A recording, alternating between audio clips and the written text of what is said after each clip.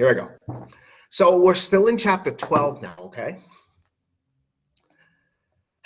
And this is more of as a reminder last time. Well, not last time, but what we have done before is we have looked at what's called the empirical rule. And with the empirical rule, you know, that basically, let me see if I can get to it actually. No, that's not it. Oh, I just missed it. There it is, there it is, okay.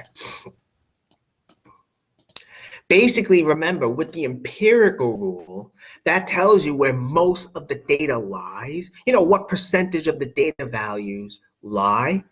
You know, for instance, 68% is within one standard deviation of the mean.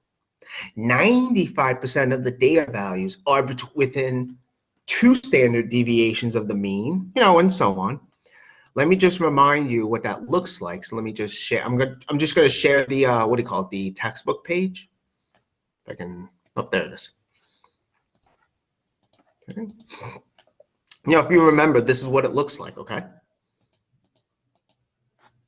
Okay. So you can see that though, and now notice that area is really what they're accounting for. In other words, the area between -1 and 1, that's where that 68% comes from.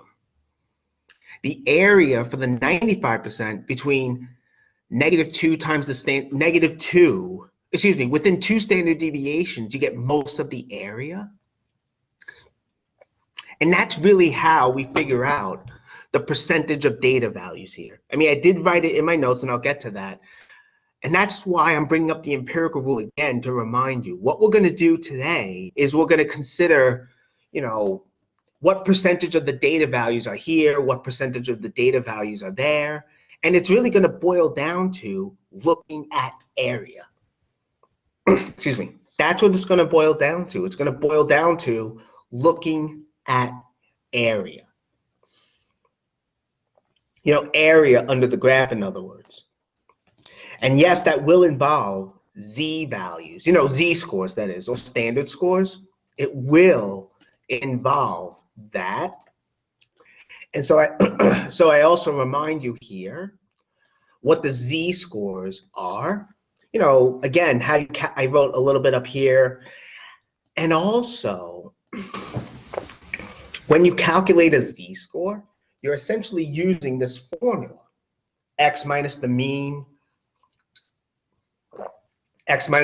divided by the standard deviation, right? Where again, X is a data value from some normal distribution. The mean is the mean of that normal distribution. Standard deviation is the standard deviation of that normal distribution, and you get the Z score.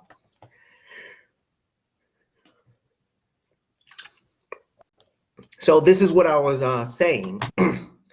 Again, we're going to find percentages kind of like what the empirical rule tells us.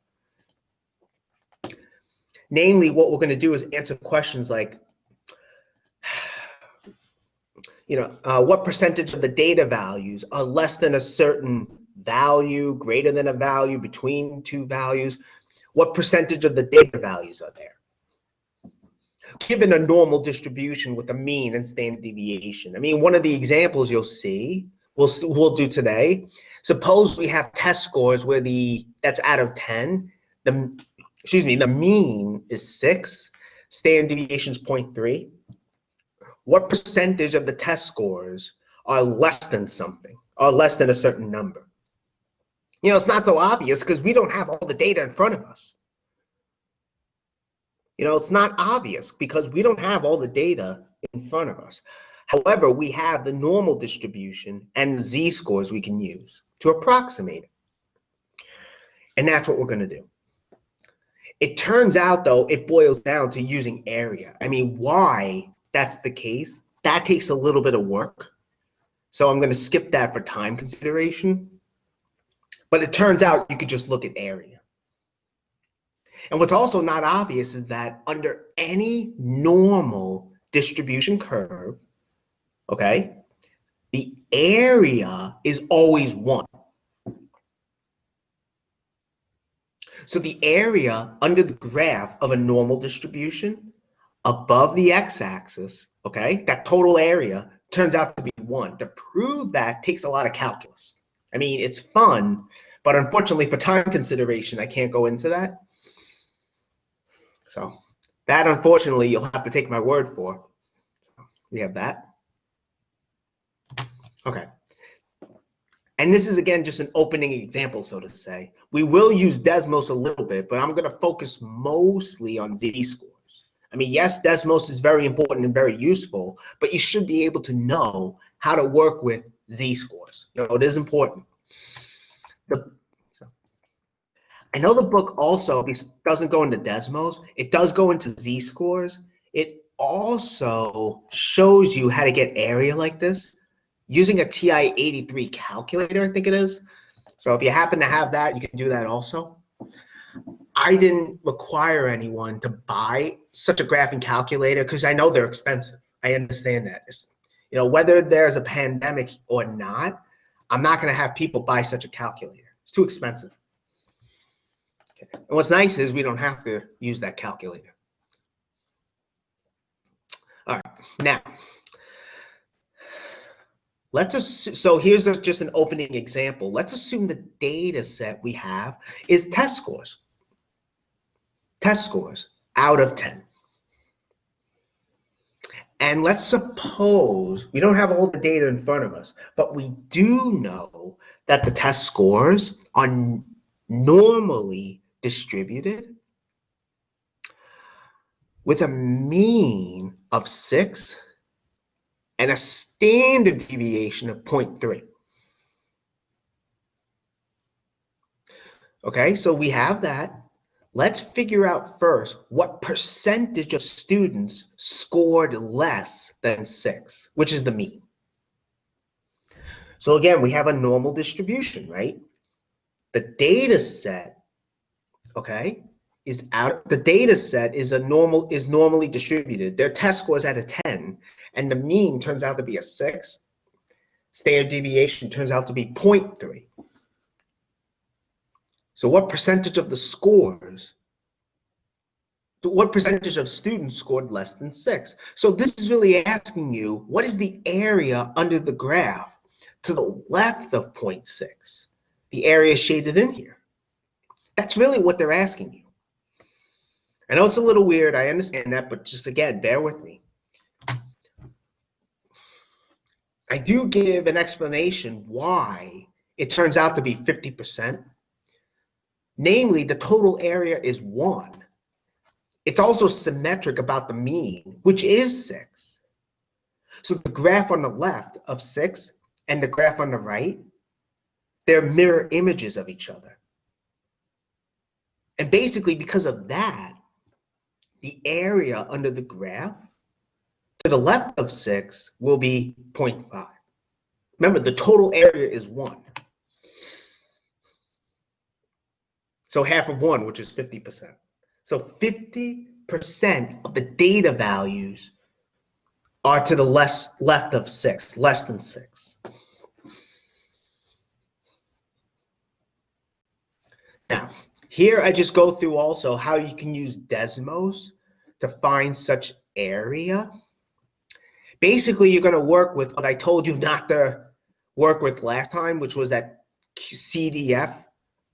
Remember, I told you do not click the checkbox that says find cumulative probability, CDF. Well, we are going to work with that now, a little bit.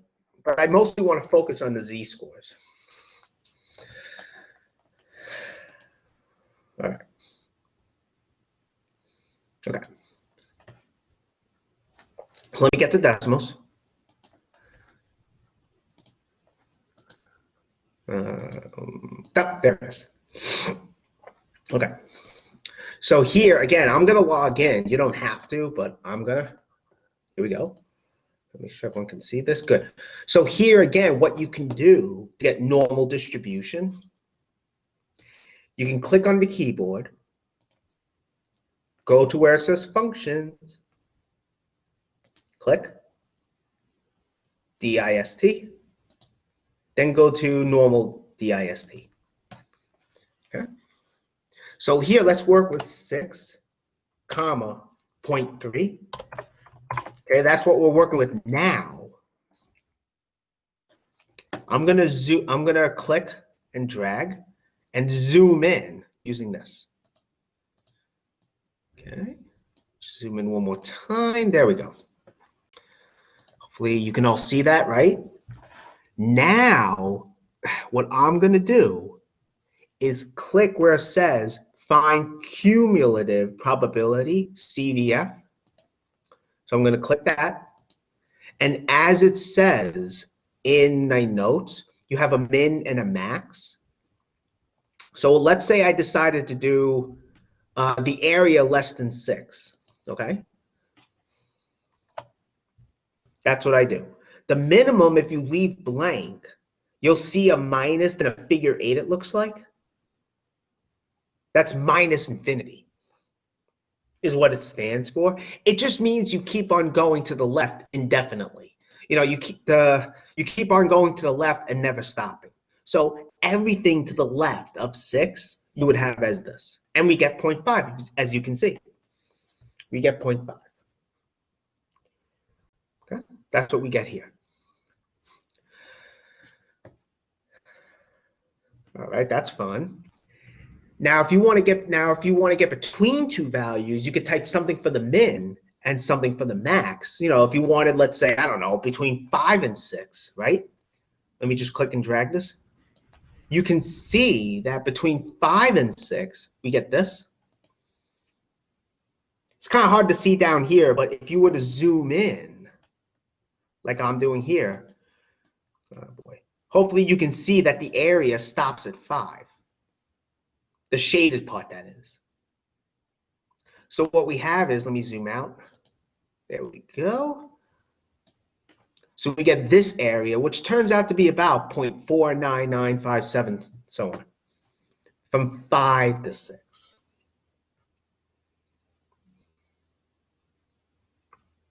If you left the max blank, right, you'll actually see, if the cursor's not there, and you click somewhere, you'll actually see that there's a figure 8 here, which means infinity. So the shaded part keeps on going to the right indefinitely. Keeps on going to the right indefinitely. Let me just choose a different number to make it nicer. So instead of 6, I don't know, let me do 6.2. So you can see here how the area is to the right. You know, I'm just saying basically what's in my notes. Okay. So I'm just showing you how to work with this. You know, I mean, you could use this as a check for, like, you know, the final, I guess, if I give you these kinds of questions on it. Okay. But mostly I want to focus on z-scores. Although we will do one example with Desmos shortly. So are there any questions, though, so far? Let me stop the recording.